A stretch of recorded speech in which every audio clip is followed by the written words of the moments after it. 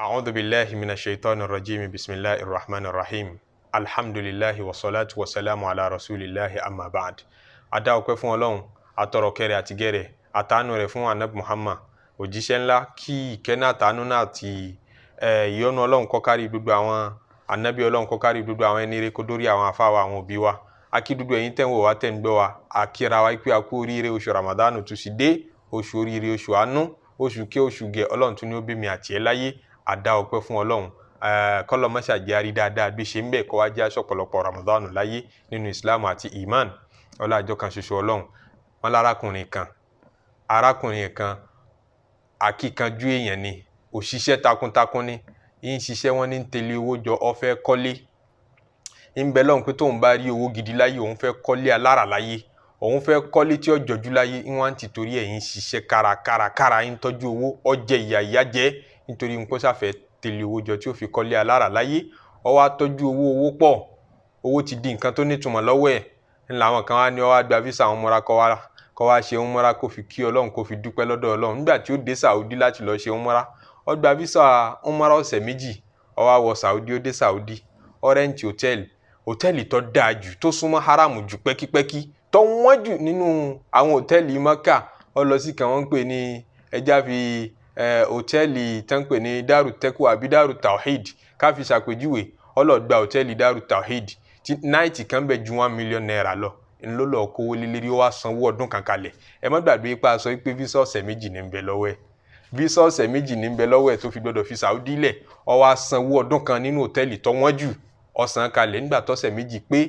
àwọn jawazati Saudi, àwọn ọlọ́pàá Saudi immigration ni ó fìlú lẹ̀ o, visa rẹ ti pé. Ó ní owó tí mo wá san sóòtẹ́ẹ̀lì nǹkan níṣọ́ ọmọ pé visa rẹ visa ọlọ́sẹ̀ méjì ni kó tó sanwó kalẹ̀, owó tó sì san yìí kó wà refundable, hòtẹ́ẹ̀lì ò ní dówó padà o, ó sanwó owó wọgbó. Ó wá ní láti fi Saudi lẹ̀ padà sí Nàìjíríà, ó bẹ̀rẹ̀ láti square one padà, ó wá dẹni tí ń wá wọ̀sùn padà, ó dẹni tí ń yálé gbé padà. Àpèjúwe yìí la fẹ́ mú wá fúnra wa lérí project tá a fẹ́ fi Ramadan ọdún yìí ṣe. Ǹjẹ́ wọ́n náà nílé tó ń kọ́ kalẹ̀ síbi tó padà sí alkiyama rẹ̀? ṣé mo ti kọ́lé síbẹ̀? ẹnìkan ọmọdé tọ́lọ́jọ́ tó nígbà tọ́lọ́run bá ní lílọ yá ń pé ikú yá àsìkò rẹ̀ tó lérí ilẹ̀. ǹjẹ́ tó bá déwájú Ọlọ́run jó níbi tó padà sí, ǹjẹ́ ó ti kọ́lé kalẹ̀ sọ́dọ̀ Ọlọ́run, ǹjẹ́ ó ti kọ́lé kalẹ̀ sálìjẹ́nnà? ẹ jẹ́ àjọ gbé kalẹ̀ gẹ́gẹ́ bí project nínú Ramadan ọdún yìí. Ramadan ọdún tó kọjá mukafiratu zunubu la fi ṣe project fúnra wa pé bó lọ́lọ́run ó ṣe foríjìn wa, àwọn iṣẹ́ kéékèèké ò lè dá lè máa ṣe tí ó fi máa rá foríjìn Ọlọ́run. Ramadan ọdún yìí real estate, alijanna real estate la fẹ́ fi ṣe. A fẹ́ lọ kọ́lé sálìjẹ́nnà. kí ló tẹ́kì wa? àwọn iṣẹ́ kéékèèké ò la lè ṣe tọ́lọ́run fi kọ́lé fún wa lálìjẹ́nnà. ṣẹ́ni wọ́n bá ti kọ́lé fún lọ́hùn, ó di dandan kó wọbẹ̀. ẹ jẹ́ akọ́lé kalẹ̀ sọ́hun o. àtèmi àti ẹ̀ là ń gbìyànjú àti ra plọ́ọ̀tì, láti ra acres nílé ayé ń bí, láti máa develop ẹ̀ díẹ̀díẹ̀. ẹni tó ti parí tiẹ̀ tó tún fẹ́ kọ́ mi, ẹlòmíì ti kọ́ 3, ẹlòmíì ti kọ́ 4. ibi tó gbé permanently lọ láéláé ò tí ì kọ́ nǹkan kan síbẹ̀. ibi tó kàn gbé fúngbà díẹ̀ ló ń run wọlé lérí ayé tó da gbogbo ilé tó kọ́ síbẹ̀, ilẹ̀ tó ní níbẹ̀ tó dálẹ̀, ibi tó ń padà sí kí ló ti kọ́ síbẹ̀. ńlá ní atara wa lólogó. èyí tá a fi bẹ̀rẹ̀ tí ó jẹ́ tèní, tọ́pìkì tèní ń bẹ̀, òun náà làkọ́kọ́ kọ́kọ́rọ́. àkọ́kọ́ requirement tí yẹn fi wọnú àlìjẹ́nnà, kí èmi náà tiẹ̀ fẹ́ kọ́lé, mo fẹ́ ra lẹ̀. tó o bá kọ́kọ́ ní lára wọn ò ní gain, ò lè gain access síbẹ̀. òun ni iman, kó gbọ́ lọ́wọ́n gbàgbọ́, kó mọ̀ lọ́ba kan ṣoṣo, kó mọ̀ mú orogún papọ̀ mọ́ Ọlọ́run. al-imanu billahi wahda. Ọlọ́run sọ̀rọ̀ nínú al-Qur'an, ó ní wa'adallahu al-mu'minina wal-mu'minati jannatin nínú suratu Tawbah. Ọlọ́run ní mo ṣe àdéhùn fún gbogbo àwọn tó bá nígbàgbọ́ nínú èmi Ọlọ́run nínú ọkùnrin, àtàwọn tó nígbàgbọ́ nínú èmi Ọlọ́run nínú obìnrin. mo ṣàdéhùn jannatin, àwọn àlìjẹ́nnà kan fún wọn. tajri min tahtiha al-anharu, àwọn àlìjẹ́nnà tó jẹ́ sí pé lábẹ́ wọn àwọn akérèmọdò ọmọ sàn bẹ́ẹ̀. ẹni pé kò nídìí kójò kan máa rọ̀, àbí kò nídìí kẹ́ máa wá omi kan tẹ́ máa fi wẹ́ẹ̀tì gbogbo àwọn grasses tí ń bẹ ńbẹ̀. mo ti ṣètò àwọn omi tí ó máa kọjá lọ́ndà àwọn grasses yẹn síbẹ̀ tí ó máa wẹ́ẹ̀tì ẹ̀ automatically. khalidina fiha, níbẹ̀ lẹ́ẹ̀mọ bẹ lọ gbére, kò sáà ń jáde tá a bá ti wà àlìjẹ́nnà. visa abẹ kì í expire, ibẹ̀ láàmọ bẹ lọ gbére, kò síkú mọ́. khuludun wala maut, ẹ wọ bẹ̀ kò síkú mọ́. ayé tá a wà yìí kò sí bọ́jọ́ wa ṣe lè pẹ́ tó ń bẹ̀, á padà dálẹ̀. kò sí iye tó lè invest, kò sí ọba àkọlé thousands sílé ayé yìí, kò kọ́lé àrà tẹ́nìkan ọ̀kọ́ rí, wọ́n gbé ọ jáde nínú ilé yẹn, wọ́n rí ọmọ nínú ilẹ̀.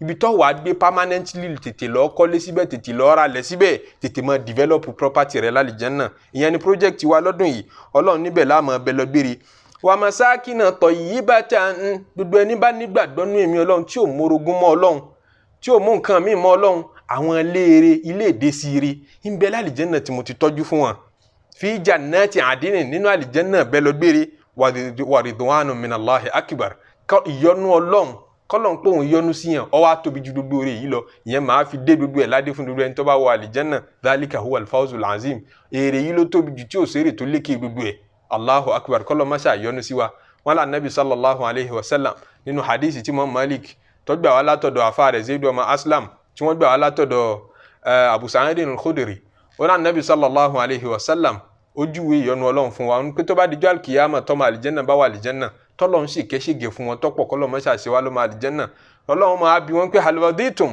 ṣé dodo tí mo ṣe yìí ti tẹ́ yín lọ́rùn ọmọ àlìjánnà ni wọ́n máa sọ pé wa ma lana la narda kí ni ó ṣe wá tá a pé dodo eléyìí ò tẹ́ wa lọ́rùn gbogbo ń tà ń fẹ́ lẹ ti fún wa lọ́lọ́run tún máa ní ó tún kù nǹkan kan tí mo fẹ́ fún yín ní tí mo fẹ́ fún yín ni pé uhillu alaykum ridwani ìyọ́nú èmi Ọlọ́run mo fẹ́ sọ di ẹ̀tọ́ fún yín mo fẹ́ kó sọ̀kalẹ̀ lé yín lérí ìyọ́nú èmi Ọlọ́run ọba Ọlọ́run ní wa ridwanu minallahi akibaru èyí tó kéré jù nínú ìyọ́nú Ọlọ́run ó ju gbogbo rẹ̀ lọ ní ó ṣẹlẹ̀ sí gbogbo ẹni tó bá ní ìmánì tó bá gbọ́ Ọlọ́run gbọ́ tí ò mórogún mọ́ Ọlọ́run ọmọ ìyá mi láti ra àlìjánnà wọ̀ láti ipò wọn náà tiẹ̀ fẹ́ invest ó fẹ́ kọ́lé sọ́dọ̀ Ọlọ́run tó bá kú ó fẹ́ kí kú rọrùn fún ọ ó fẹ́ kí n ti ń ṣẹlẹ̀ lẹ́yìn ikú kó favour rẹ̀ òun ni pé kó kọ́kọ́ mọ Ọlọ́run lẹ́yọ̀ kan má bá wọn dorogún pọ̀ mọ́ Ọlọ́run pa àṣà tí pé àṣà wa ní kò gbọ́dọ̀ parẹ́ orò ìdílé wa ní gbogbo tó ń pè lórò ìdílé nǹkan lọ́lọ́run gbé ọ wá ṣe láyé Ọ̀rúnmìlà kọ́ ló jẹ́jọ́ fún tó bá déwájú Ọlọ́run ló rojọ́ fún Ọ̀rúnmìlà kọ́ ní rọ̀jò Ọ̀rúnmìlà kọ́ ló dá sánmọ̀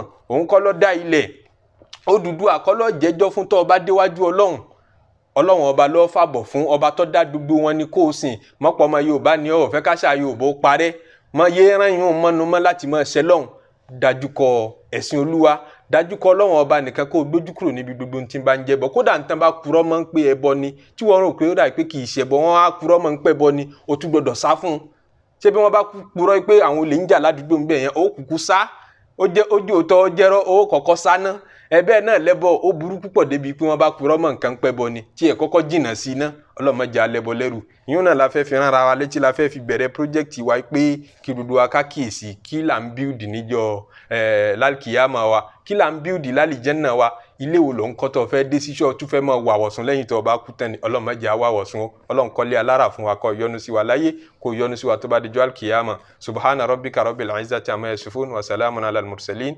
walhamdulillahi rabbil alamin.